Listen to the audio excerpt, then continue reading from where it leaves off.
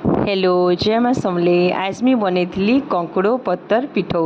से मुई अलुआ चाउल टी आगु बुतरेकिना रखी देली से सुरसो टी देली जीरा टी देली आ से बाटिक आनली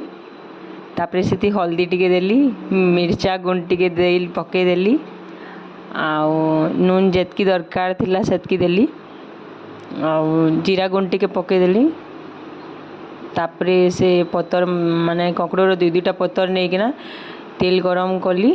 आउ से पकाली इंदा जेते सारा मनु जेते माने से पतर माने थिला दुई दुईटा पतर नहीं करी पतला पतला करी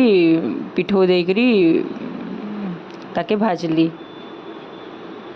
तापरे उल्टे देली ताके पूरा कंकुड़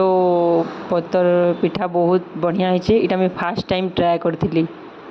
क्रिस्पी हेतला आ आपण माने भी ट्राए करूँ घरे।